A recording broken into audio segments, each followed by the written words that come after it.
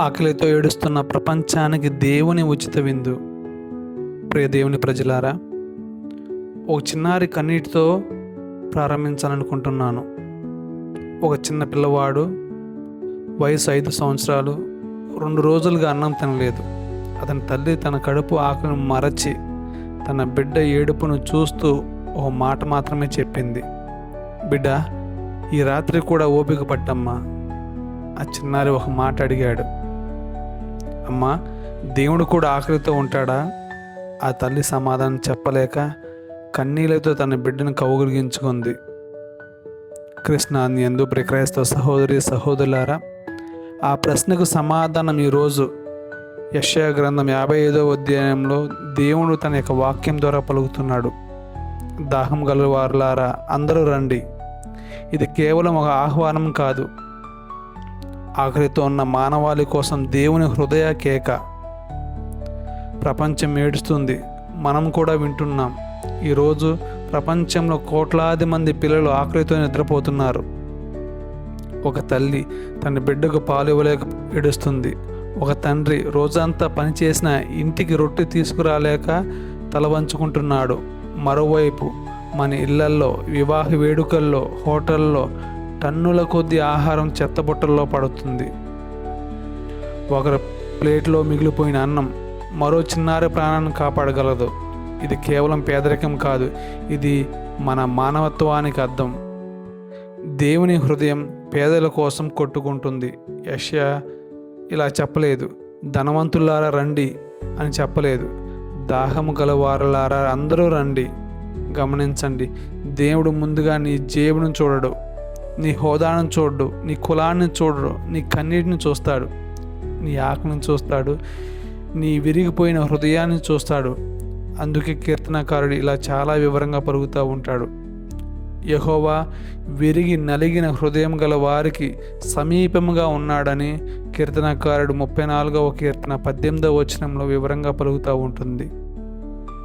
యేసు కూడా ఆకలిని అర్థం చేసుకున్నాడు. యేసు 5,000 మందిని చూసినప్పుడు ఆయన ముందుగా వారి పాపలను చూడలేదు, వారి రాజకీయ అభిప్రాయాలను అడగలేదు, వారి మతాన్ని అడగలేదు. ఆయన చూసింది వారి ఆకలి. అందుకే 5 రొట్టెలను ఆశీర్వదించి అందరికీ పంచాడు. ఎందుకంటే ఆకలితో ఉన్న మనిషికి మొదటి సువార్త ఒక రొట్టె. మనం దేవుని చేతులమా లేక నిర్లక్ష్యపు ప్రేక్షకులమా?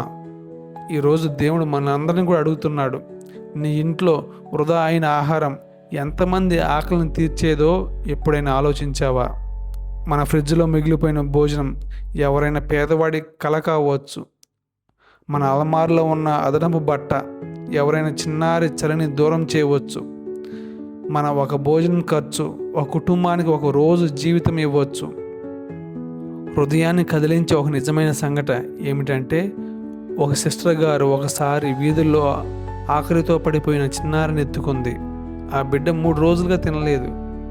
ఆమె వెంటనే రొట్టె ఇచ్చింది, కానీ ఆ బిడ్డ మొత్తం రొట్టె తినలేదు, సగం దాచుకున్నాడు.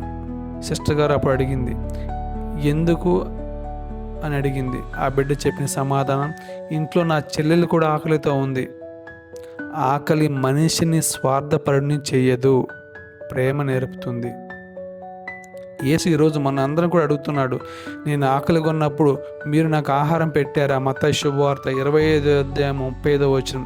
గమనించండి, చివరి తీర్పు రోజున యేసు మనల్ని అడగడు, ఎన్ని ఇల్లు కట్టావు, ఎంత డబ్బు సంపాదించావు. ఆయన అడిగేది, ఒక ఆకలితో ఉన్న మనిషిలో నన్ను గుర్తించావా? ప్రియ క్రైస్తవ సహోదరి సహోదరులారా, మనం దివస ప్రసాదం క్రీస్తుని స్వీకరించబోతున్నాం అని దివ్య పూజా బలిలో మనం ఎప్పుడూ కూడా విశ్వాసంతో పాలు పంచుకుంటాం.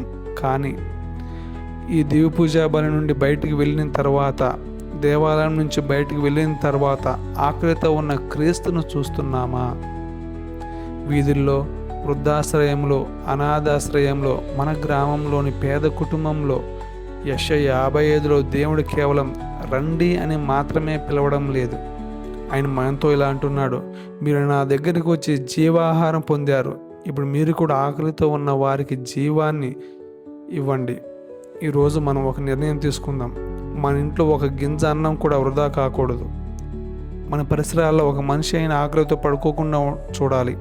ఎందుకంటే దేవుని రాజ్యంలో ఆకలితో ఏడుస్తున్న ప్రతి చిన్నారి ముఖంలో క్రీస్తు ముఖమే కనిపిస్తుంది. ప్రార్థించుకుందాం. దయగల సర్వేశ్వర, ఆకలితో, దాహంతో, నిరాశతో ఉన్న ఈ ప్రపంచంపై నీ కరుణను కుమ్మరించము. 5 రొట్టెలు 2 చేపలతో వేలాది మందికి ఆహారం పెట్టిన యేసయ్య, మా చిన్న సమర్పణను కూడా నీ చేతులు ఆశీర్వదించి అనేక మందికి ఆశగా, ప్రేమగా, జీవాహారంగా మార్చుము.